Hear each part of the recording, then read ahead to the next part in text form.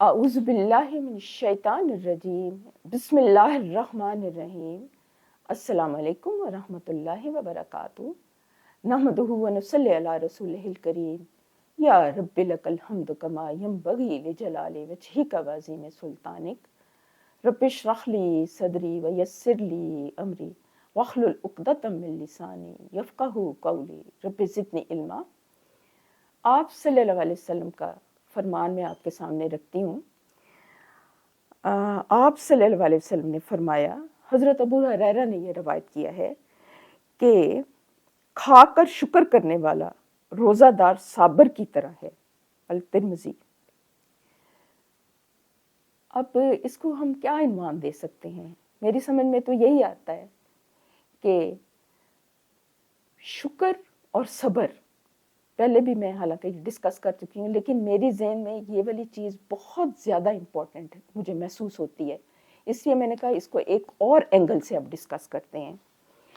اور مجھے یہ سمجھ آیا کہ اس کو اگر ہم یہ عنوان دے لیں کہ صبر کا اجر بے حساب ہے، اور شکر جو ہے، صبر کا اجر تو بے حساب ہے ہی ہے، لیکن ہم شکر سے کس طریقے سے اس اجر کو مزید بڑھا سکتے ہیں، اور اس کو ہم اس کا جائزہ لینے کی کوشش کرتے ہیں تاکہ ہمیں یہ والا نقطہ جو ہے ہمارے ذہن کے اندر، ہمارے دل دماغ کے اندر یہ راسخ ہو جائے۔ اب دیکھیں کہ مومن جو ہے نا، وہ ہر حالت میں اللہ تعالیٰ کو یاد رکھتا ہے۔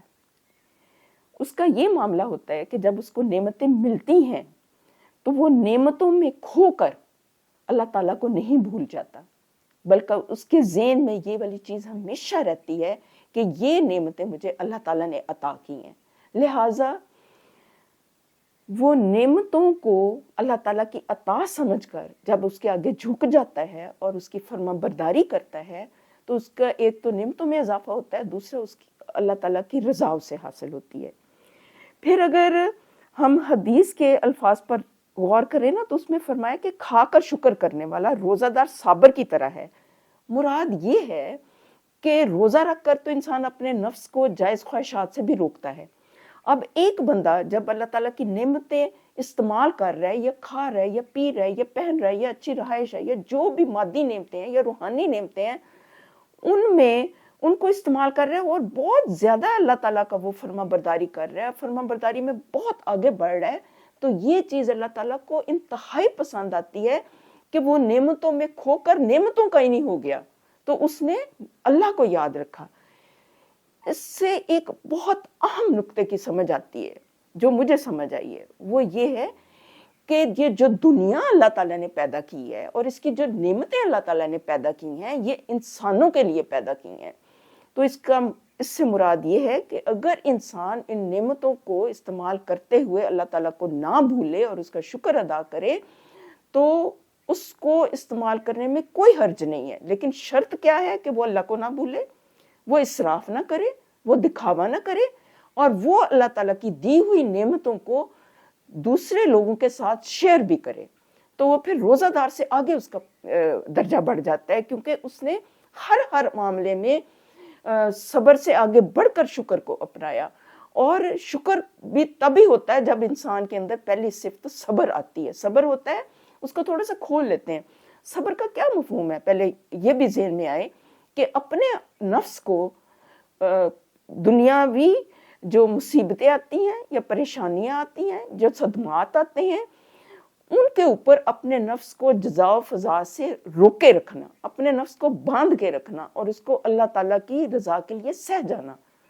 اور اس کے پھر کئی اقسام ہیں کہ اللہ تعالیٰ کی اطاعت میں صبر کرنا، اللہ تعالیٰ کی احکامات میں صبر کرنا، اگر دین میں مشکلات آ جاتی ہیں، رکاوٹیں آ جاتی ہیں تو اس میں صبر کرنا، غربت ہو گئی ہے، بیماری ہو گئی ہے، کوئی بھی حالات آ گئے ہیں تو اس میں صبر کا دامن ہاتھ سے نہ چھوڑنا۔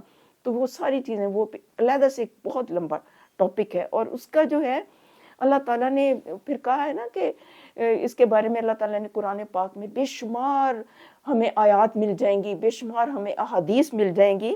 تو صبر کی فضیلت اللہ تعالیٰ نے قرآن پاک میں بیان کی ہے کہ ان کے پاس ہر دروازے سے فرشتے آئیں گے اور کہیں گے کہ تم پر سلامتی ہو، صبر کے بدلے کیا ہی اچھا بدلہ ہے اس سے دار آخرت کا۔ کہ اس کے بدلے دار آخرت ملے گی. لیکن وہ لوگ جنہوں نے صبر کیا اور اچھے کام کیے، یہ وہ لوگ ہیں جن کے لیے بخشش اور بڑا انعام ہے. سورۃ ہود کی آیت کا ترجمہ میں نے سامنے رکھا ہے کہ اس کی وجہ سے انشاءاللہ اللہ تعالیٰ بخش بھی دے گا اور بڑا انعام دے گا. ان کو بہشت کا جھروکا ملے گا. صبر کرنے والوں کو ان کی مزدوری بے حساب ملے گی. اور پھر آپ صلی اللہ علیہ وسلم کے فرامین ہیں، چھوٹے چھوٹے ہیں یہ فرامین میں آپ کے سامنے رکھتی ہوں کہ صبر کرنا روشنی ہے، صبر جو ہے وہ آدھا ایمان ہے. تو یہ والی احادیث بھی ہمارے ذہن میں رہنی چاہیے. اور شکر کا کیا ہے کہ شکر سے اللہ تعالیٰ ایک تو نعمتوں میں اضافہ کرتا ہے، دوسرا اللہ تعالیٰ کی تائید حاصل ہوتی ہے، دوسرا یہ ہے کہ یہ والا عمل اللہ تعالیٰ کو بہت پسند آتا ہے. مجھے وہ حضرت سلیمان علیہ السلام کی ایک دعا یاد آ گئی ہے کہ اللہ تعالیٰ نے ان کو اتنی بڑی سلطنت عنایت کی اور اس میں اتنی نعمتیں تھیں کہ وہ آج تک اتنی نعمتیں کسی کو نہیں ملی. لیکن ان کا کیا تھا رویہ کہ جب انہوں نے وہ ہمیں ایک پورا واقعہ ملتا ہے نا کہ ایک چونٹی تھی تو چونٹی نے یہ کہا کہ سلیمان علیہ السلام کا لشکر آ رہا ہے تو تم گھس جاؤ. تو وہ حضرت سلیمان جو تھے وہ مسکرانا شروع ہو گئے اور انہوں نے پھر یہ دعا مانگی کہ رب اوزعنی اشکر نعمتک اللتی، کہ اللہ مجھے تھام کے رکھنا کہ میں تیری نعمتوں کا شکر ادا کر سکوں. یعنی انہیں فوراً یہ خیال آیا کہ کہیں میرا نفس مجھے بہکا نہ دے کہ میں اتنی بڑی سلطنت کا مالک ہوں اور میں نے چونٹی کی آواز بھی سن لی ہے اور یہ ساری چیزیں نا. تو یہ والی چیز بڑی امپورٹنٹ ہوتی ہے کہ اور اللہ تعالیٰ بھی اس چیز کو پسند کرتا ہے. پھر آپ صلی اللہ علیہ وسلم کا ہم طرز عمل دیکھتے ہیں کہ جب مکہ فتح ہوا تو آپ کس طرح سے ذکر کر رہے تھے، کس طرح شکر کر رہے تھے، کس طرح سے آپ اللہ تعالیٰ کی حمد و ثنا بیان کر رہے تھے اور آپ کی گردن کس طرح جھکی ہوئی تھی، اللہ تعالیٰ کے شکر کے ترانے بجا رہے تھے. تو یہ والی چیزیں جو بھی ہماری زندگی میں انتہائی ضروری ہیں. پھر یہ ہے کہ ساتھ ساتھ ہم دعائیں کرتے رہیں کہ اللہ ہمیں اس چیز کی، اس عمر کی توفیق عطا فرما. اس کے بارے میں بے شمار اقوال ہیں اور سب سے بڑی بات جو ہے جو مجھے بہت سٹرائک کرتی ہے کہ وہ ہے ان اللہ مع الصابرین. قرآن پاک میں اللہ تعالیٰ کہتے ہیں کہ اللہ تعالیٰ صابرین کے ساتھ ہے. جن لوگوں کو اللہ تعالیٰ کا ساتھ حاصل ہو جائے انہیں اور کیا چاہیے؟ جب اللہ تعالیٰ کا ساتھ مل گیا تو اسے سب کچھ مل گیا. اور انسان کو کیا چاہیے ہوتا ہے؟ جس کو اللہ تعالیٰ کی سنگت مل جائے اسے اور کیا چاہیے؟ تو پھر یہی آخر میں ایک نقطہ سمجھ میں آتا ہے کہ ہم ہمیشہ مختلف قسم کے حالات میں ہم صبر کا دامن ہاتھ سے نہ چھوڑیں اور نعمتوں کے اوپر ہم شکر ادا کریں اور کبھی بھی ہم حوصلہ نہ ہاریں، ہمت نہ ہاریں. کیونکہ جب انسان حوصلہ اور ہمت ہار جاتا ہے تو وہ اپنی زندگی کو ہی ہار دیتا ہے. پھر وہ زندگی میں کوئی توانائی نہیں رہتی، وہ زندگی میں کوئی امنگ نہیں رہتی، زندگی میں کوئی جذبہ نہیں رہتا. اور جذبے کے بغیر، امنگ کے بغیر، امید کے بغیر زندگی بہت کھوکھلی ہو جاتی ہے. تو اللہ تعالیٰ سے یہ توفیق بھی مانگتے رہیں کہ یا اللہ ہمیں صبر، مختلف حالات میں صبر کے مطلب یہ ہے کہ خود سے کبھی نہ مانگے کہ میرے اوپر مصائب ہیں، نعوذ باللہ، بلکہ آپ صلی اللہ علیہ وسلم یہ دعائیں تلقین کی تھیں کہ آپ عافیت کی دعا کیا کرو. لیکن اگر خدا نہ خواستہ کوئی ایسے حالات پیدا ہو جاتے ہیں تو پھر یہ ہے کہ پھر اللہ تعالیٰ سے صبر کی بھی انسان توفیق مانگے اور ان کو سہ جانے کی بھی اللہ تعالیٰ ہمت اور طاقت مانگے. کیونکہ وہ اللہ تعالیٰ کی طرف سے ہوتا ہے اور اس کے اوپر کیونکہ بے حساب اجر ہے تو اس میں بھی پھر انسان کو پھر پریشانی نہیں ہوتی. اور شکر کے بارے میں ہمیشہ یہ یاد رکھے کہ اللہ تعالیٰ انشاءاللہ تعالیٰ میں شکر کرتا رہوں گا تو اللہ تعالیٰ میری نعمتوں میں اضافہ کرے گا، مزید اضافہ کرے گا، وہ مجھ سے خوش ہوگا. کیونکہ اللہ تعالیٰ کو یہ والا جذبہ بہت پسند آتا ہے. اور اس میں مجھے حضرت داؤد علیہ السلام کا یہ قول ہے، اس کا مفہوم کچھ ہے، یہ ہے کہ اے اللہ میں تیری نعمتوں کو میں کس طرح سے شکر ادا کروں؟ میں تو ادا کر ہی نہیں سکتا کیونکہ یہ شکر کی توفیق بھی تو تیری وجہ سے ہی ملی ہے نا. بہرحال اللہ تعالیٰ ہمیں ذاکرین، شاکرین اور صابرین میں کرے اور ہمارے آگے کے معاملات میں بہت آسانی ہو. جنت الفردوس میں اللہ تعالیٰ جگہ دے اور جہنم سے بچا لے. اللہ تعالیٰ آپ سب کا حامی ناصر ہو.